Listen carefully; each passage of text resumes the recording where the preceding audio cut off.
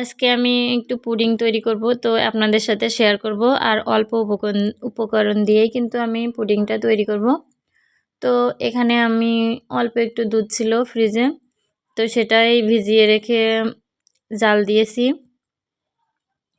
তো আমি দুধটাও বেশি জাল দিয়ে নিব না। অনেকেই দেখি দুধটা জাল দিয়ে একবারে লাল করে ফেলে, তারপরে অনেক কিছু পাউরুটি কিংবা গুঁড়া দুধ অনেক কিছুই ব্যবহার করে। কিন্তু আমি মাত্র 2টা উপকরণ দিয়ে সুন্দর একটা পুডিং তৈরি করব। আর এখানে আমি একটা ডিমও নিয়েছি, মাত্র একটা ডিম। তো ডিমে আমি 3 চা চামচ মতো চিনি দিয়েছি। চিনিটা আপনারা বাড়িয়ে কমিয়ে যে যার মতো যে যেমন খায় সেরকমই দিতে পারেন। তো আমি এখানে 3 চামচ মতো চিনি দিয়েছি। দিয়ে আমি এটা সুন্দর করে নাড়িয়ে নিব, কারণ এটা ডিমটা যতক্ষণ না পর্যন্ত চিনির সাথে মিশে যায় আমি ততক্ষণ পর্যন্ত নাড়াবো। আর এটা অবশ্যই কাঁটা চামচ দিয়ে নাড়াতে হবে, তাহলে অনেক সুন্দর হবে। আপনাদের সুবিধার জন্য আপনারা যেটা দিয়ে নাড়াতে পারেন। আর এখানে আমি একটা স্টিলের একটা বাটি নিয়েছি, আমি ওটাতেই সেট করব পুডিংটা। আর এখানে আমি কিন্তু একটা পাত্রে 1 চামচ মতো চিনি আর 1 চামচ মতো পানি দিয়ে আমি এখানে একটা ক্যারামেল তৈরি করব। তো এখানে অল্প জাল দিয়ে আমি একটা ক্যারামেল বানিয়ে নিলাম। আর এখানে কিন্তু আমি ফুড কালার ব্যবহার করেছি একটু, তার জন্য একটু কালার হয়েছে। আমার মেয়ে একটু কালার পছন্দ করে, তার জন্য আমি একটু ফুড কালার দিয়েছি। তো ক্যারামেলটা আমার হয়ে গেছে, এটা আমি বাটিতে সেট করে নিয়েছি।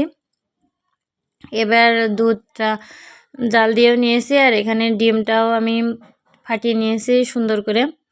তো আমি দুধের ভিতরে ডিম আর চিনির মিশ্রণটা দিয়ে দেবো, দিয়ে ভালো করে সুন্দর করে একটু নাড়িয়ে নেব। আর দুধটা কিন্তু অবশ্যই একটু হালকা গরম থাকা লাগবে। তো এবার আমি মিশ্রণটা বাটিতে ঢেলে দিয়েছি। ঢালার পরে আমি একটা পাত্রে অল্প একটু পানি দিয়েছি, এখানে একটা স্ট্যান্ড দিয়ে দিয়েছি আমি। তারপরে কিন্তু আমি বাটিটা বসিয়ে দেব। আর এখানে আমি একটা এলাচ ব্যবহার করব। এলাচ ব্যবহার করলে আমার ডিমের গন্ধটা চলে যাবে, এখানে ডিমের গন্ধ কিন্তু একদম থাকবে না।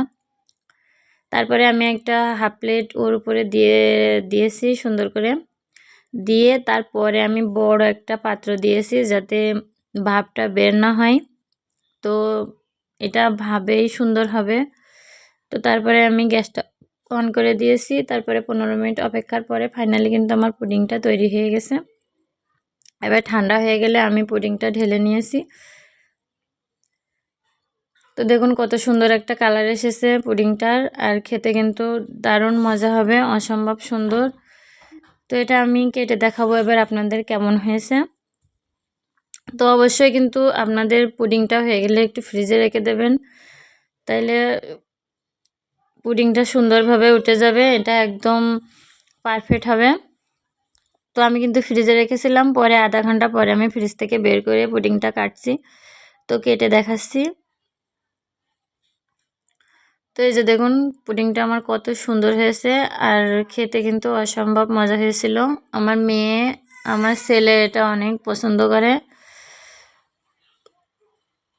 তো ফাইনালি আপনাদের যদি ভিডিওটা ভালো লাগে অবশ্যই একটা লাইক দিবেন আর ফলো দিয়ে পাশে থাকবেন।